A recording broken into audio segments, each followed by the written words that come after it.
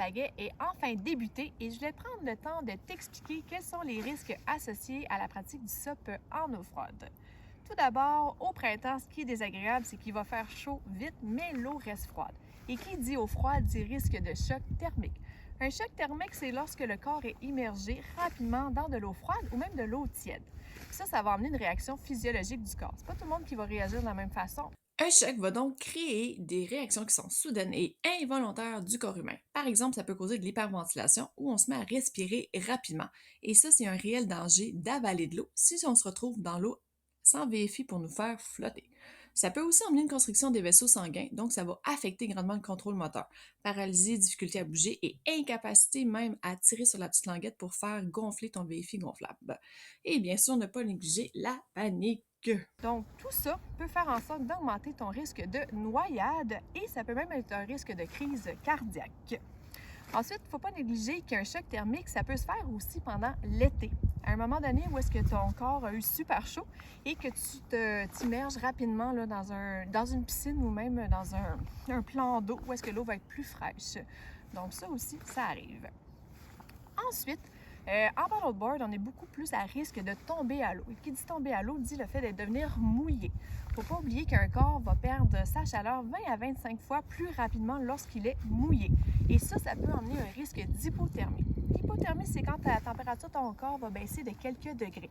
Et ça peut créer un risque de confusion, une difficulté au niveau de la coordination. Ça peut même mener vers un arrêt cardio-respiratoire et la mort.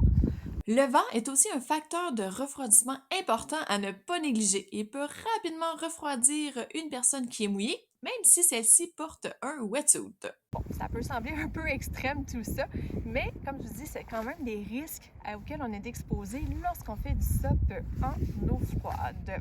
Un des meilleurs comportements qu'on peut adopter en début de saison, c'est le port sur soi d'une veste un VFI, donc de corps.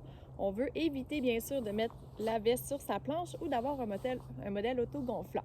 Ceux-là, on peut les garder pour quand l'eau sera plus chaude. La veste, qu'est-ce qu'elle va faire? C'est qu'elle va te permettre de flotter si tu tombes à l'eau. Donc, on se rappelle, risque de choc thermique.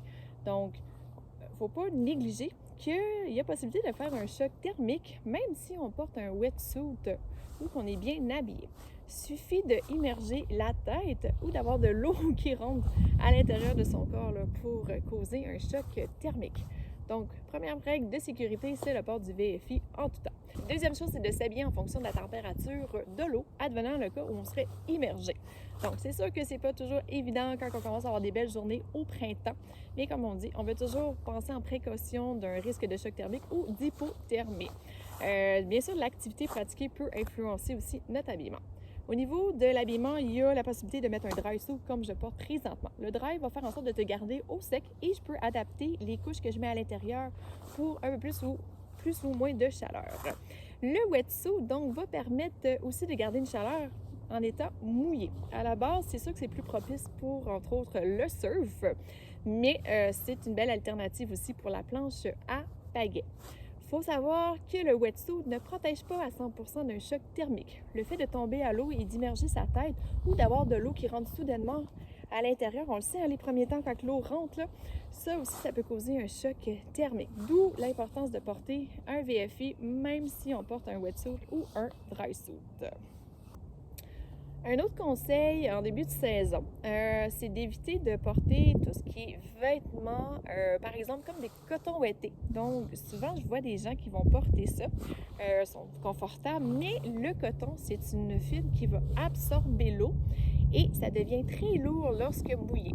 Donc, ce qu'on peut éviter en eau froide, par exemple, c'est d'avoir un élément qui va être lourd sur nous, qui peut nous empêcher de nager. On va toujours privilégier, comme je vous dis, à la base de dry suit, le wetsuit, tout ce qui est fibres synthétiques comme le polyester ou la laine.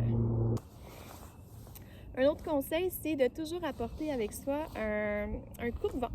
Si par exemple on a un wetsuit, parce qu'on n'oublie pas que le wetsuit, une fois mouillé, va faire une certaine chaleur, mais n'a pas d'effet coupe-vent. Donc, si jamais il vente fort ou quoi que ce soit, mais ça peut être un facteur de refroidissement aussi supplémentaire. Donc, le fait de porter un coupe-vent peut aider à garder sa chaleur, éviter la perte d'énergie et éviter le risque de tomber en hypothermie.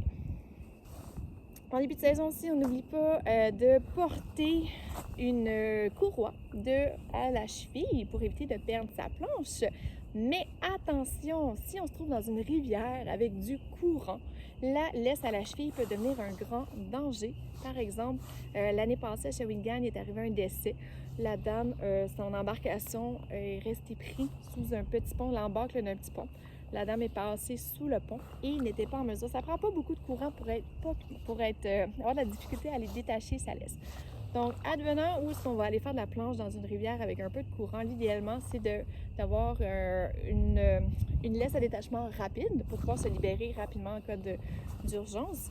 Mais aussi, sinon, on va éviter de porter sa lige dans une rivière avec du courant. Bon, ça, c'est un autre chapitre. Je vais garder ça simple pour aujourd'hui. Donc, ensuite, on n'oublie pas d'emmener dans un sac au sec. Ça peut être des vêtements supplémentaires, son cellulaire et de la nourriture et de l'eau pour s'assurer d'avoir toujours un niveau d'énergie optimal en eau froide. Donc voilà, je te souhaite un super bon début de saison. Alors, comme je dis, on vous aime vivant. Donc, la vie est trop courte. Je sais que c'est le fun de se faire bronzer, mais tu auras le temps tout l'été. Alors, n'oublie pas les risques de choc thermique, d'hypothermie, porte ton VFI de corps et prends le temps de t'habiller en fonction de la température de l'eau.